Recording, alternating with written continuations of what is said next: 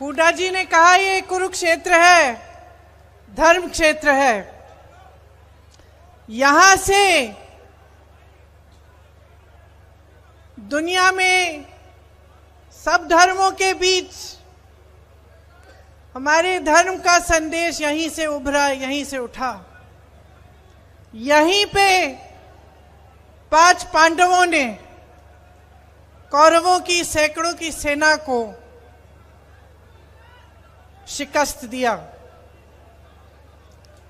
मैं यहां आसपास साधना करने आती थी, 11 दिन की साधना होती थी। यहीं से कुछ 45 मिनट दूर होगा, आधा घंटा दूर होगा, और गुरुजी का प्रवचन सुनना था। हर शाम को मौन साधना थी, तो 11 दिन हम मौन रहते थे। कई बार मैं आई और गुरुजी प्रवचन में हमेशा ये कहते थे कि ये जो धरती है ये पवित्र धरती है। इस धरती ने हमें दिखाया है कि न्याय और अन्याय के बीच में क्या फर्क है, सच्चाई और असत्य, सत्य और असत्य के बीच में क्या फर्क है। इस धरती ने हमें दिखाया है।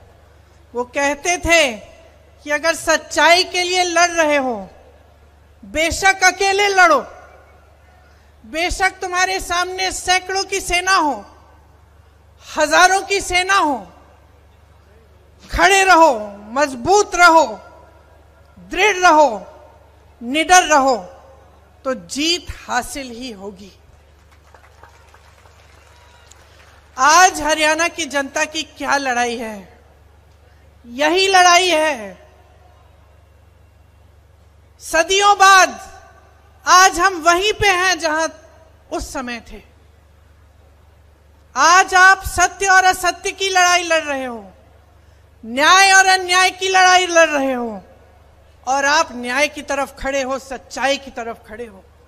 आपकी सच्चाई क्या है, आपका सत्य क्या है? मेरी बहनें बैठी हैं, क्या सत्य है आपका? आज महंगाई से जूझ रही हैं आप। गैस सिलेंडर 1200 का है। 2-3 दिनों में श्राद्ध खत्म होंगे, नवरात्रि शुरू होगी, त्योहार का समय है। दिल में खुशी भी है, घबराहट भी है। मेहमान आएंगे, लिपाई पुताई करानी है, घर को सजाना है, मेहमानों के लिए खाना पकाना है, त्योहार मनाना है। पैसे कहां से आएंगे? खरीदोगी कैसे? दुकान जाओगी, आधी चीजें खरीदोगी, आधी खाली हाथ आप वापस आ जाओगी। घबराहट है। जब कोई बीमार पड़ता है, बच्चा बीमार पड़ता है, बच्चे की फीस भरनी पड़ती है, घबराती हो। मेरे किसान भाई बैठे हैं, खेती में मेहनत करते हैं, दिन रात खून पसीना देते हैं इस देश के लिए। इस देश के अन्नदाता हैं आप। अपने बेटों को आप सरहद पे भेजते हैं हमारी सुरक्षा करने के लिए, देश की सुरक्षा के लिए। आज आपकी सच्चाई क्या है? ये सरकार सिर्फ काले कानून लाती है। यहीं पिपली में लाठी किस पे चलाई इन्होंने? देशद्रोही किसको कहा? आतंकवादी किसको कहा? हमारे देश के किसानों को, आपको। भूलिए मत कि आपकी सच्चाई आज जो है, इसमें बहुत बड़ा श्रेय इस 10 साल की भाजपा की सरकार में ने लिया है। इनका श्रेय है इसमें। यह सच्चाई कि आप किसानी से, खेती से आज कमा नहीं पा रहे हैं। आपको एमएसपी नहीं मिलता है। बड़े बड़े मंचों पे ऐलान करते हैं एमएसपी दे रहे हैं, और ऐसी फसलों पे देते हैं जो आप उगा ही नहीं रहे हैं। तो आपके आगे आपका भविष्य क्या है? नौजवानों का हरियाणा में आज भविष्य क्या है? बेरोजगारी ही दिख रही है, अंधकार ही दिख रहा है। जहां रोजगार पैदा करना था, वहां अग्निवीर की स्कीम ले आए। आप जाइए सरहद पे, शहीद भी हो जाइए, आपके परिवार को पेंशन नहीं मिलेगा। और 4 सालों की आप सेना में आप भर्ती करेंगे, उसके बाद आप घर आएंगे, फिर से बेरोजगार हो जाएंगे। ये मिल रहा है आपको अपनी शहादत के लिए, अपनी मेहनत के लिए, अपने देश के प्रति, अपनी देशभक्ति के लिए। मोदी जी की पूरी सरकार और इस प्रदेश की सरकार सिर्फ बड़े बड़े उद्योगपतियों के लिए चल रही है। अडानी जी, अंबानी जी के लिए सब कुछ हासिल कर सकते हैं, सब कुछ उनके लिए है। उनके कर्ज माफ होते हैं, उनके उद्योग बढ़ाए जाते हैं। आप मेहनत करते हैं, दिन रात पसीना खून बहाते हैं, लेकिन आपकी कोई सुनवाई तक नहीं है। ये पहलवानों का प्रदेश है, किसानों का प्रदेश है, खिलाड़ियों का प्रदेश है, जवानों का प्रदेश है। आपने पाला पोसा है जवानों को, खिलाड़ियों को। आज देखिए हमारे ओलंपिक की खिलाड़ियों के साथ क्या बर्ताव होता है। मैं गई थी उस आंदोलन में। आंदोलन क्या, वो बेचारी लड़कियां सड़क पे बैठी थी कि हमारे साथ न्याय होना चाहिए। मैं गई मिलने, और उन बहनों ने मुझे क्या बताया। बहनें सुनिए, उन्होंने कहा, दीदी हम ओलंपिक का मेडल लाए थे, मोदी जी ने हमें घर बुलाया, हमें चाय पिलाई, फिर हमारी साथियों के साथ इतना बड़ा अन्याय होता है। हमने सोचा कि अगर हम सड़क पर आकर बैठ जाएंगे, हम न्याय मांगेंगे, तो मोदी जी हमारी सुनवाई करेंगे, हम आवाज उठाएंगे। ओलंपिक के मेडलिस्ट हैं तो हमारी आवाज वो सुनेंगे। रो रही थी। कहा, दीदी हमारे लिए 5 मिनट का समय नहीं था। मोदी जी का घर मालूम है कितनी दूर है उनके आंदोलन स्थल से? उनके आंदोलन स्थल से मात्र 10 मिनट दूर है। गाड़ी में बैठते 10 मिनट में पहुंच जाते। अरे उनको घर बुला लेते, जैसे जब मेडल लाए थे तब बुलाया था, लेकिन कुछ नहीं किया मोदी जी ने, कुछ नहीं किया। ये लड़कियां रोती रहीं, आज लड़ रही हैं, न्याय के लिए लड़ रही हैं। कांग्रेस पार्टी की उम्मीदवार बनी है विनेश, हिम्मत वाली लड़की है, वो हरियाणा की पहचान है। मैं उसको देखती हूं, मैं हरियाणा की हर लड़की को देखती हूं, जब भी उसको देखती हूं मुझे गर्व होता है। वो जब आई हमसे मिलने, उन्होंने ये नहीं कहा कि मुझे शान चाहिए, शोहरत चाहिए, सत्ता चाहिए। उन्होंने कहा कि अगर मेरी राजनीति में आने से मेरे आंदोलन को मजबूती मिलेगी, अगर हरियाणा की मेरी बहनों को न्याय मिलेगा, तभी मैं राजनीति में आऊंगी, मैं उनके लिए लड़ूंगी। ये है आपकी भावना। तो मैं ज्यादा लंबा नहीं बोलना चाहती। मेरे भाई मजाक कर रहे थे, अभी मेरे से कह रहे थे तुम कम से कम 45 मिनट के लिए बोलती हो, उससे कम नहीं बोलती। तो मैं थोड़ा कम बोलूंगी।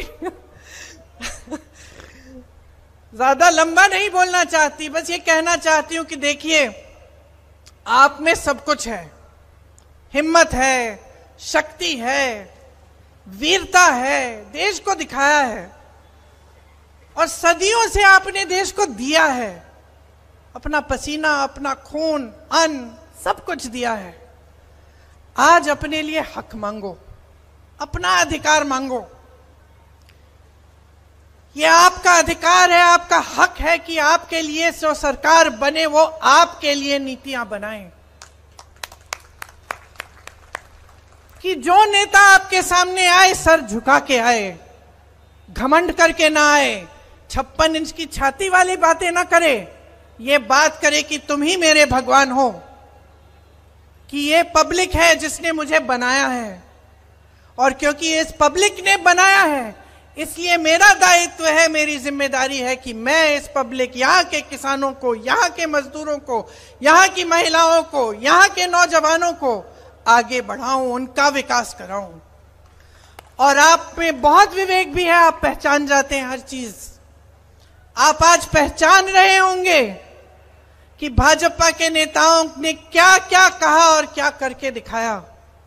अभी भैया और मैं कुछ परिवारों से मिले, वो जो फैमिली आईडी है उसके बारे में वो बता रहे थे कि फैमिली की आईडी बनानी होती है, उसमें हर परिवार के सदस्य की आमदनी, चाहे 17-18 हो परिवार के सदस्य, चाहे अलग अलग परिवार के यूनिट ना हो, मतलब एक भाई, उसकी बीवी, उसके बच्चे, दूसरा भाई, उसकी बीवी, उसके बच्चे, सबकी आमदनी जोड़ के सरकार क्या कर रही है, आपको सरकारी स्कीम से निकालने का काम कर रही है।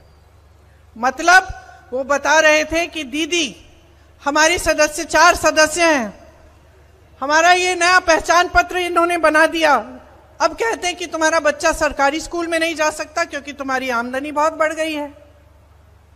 इसी तरह से सबकी आमदनी जोड़ के जो किसान की सुविधाएं हैं, जो मजदूरों की सुविधाएं हैं, सब बंद हो रही हैं। ये सारा काम जो हो रहा है सिर्फ बड़े बड़े उद्योगपतियों की भलाई के लिए हो रहा है, आपके लिए नहीं हो रहा है। आप आंखें खोलो, पहचानो कि सच कौन बोल रहा है, झूठ कौन बोल रहा है। कौन 8000 किलोमीटर इस देश में चलता है इस देश को एक रखने के लिए, और कौन 8000 किलोमीटर दूर दुनिया के हर देश में भ्रमण करता है, लेकिन आपकी समस्याओं को सुनने के लिए, आपके किसानों से मिलने के लिए 5 मिनट नहीं निकालता। पहचान लीजिए कि आज जो आपकी सच्चाई है उसको आप ही बदल सकते हैं। आपका अधिकार है, आपका हक है, और इस संविधान ने आपको ये शक्ति दी है।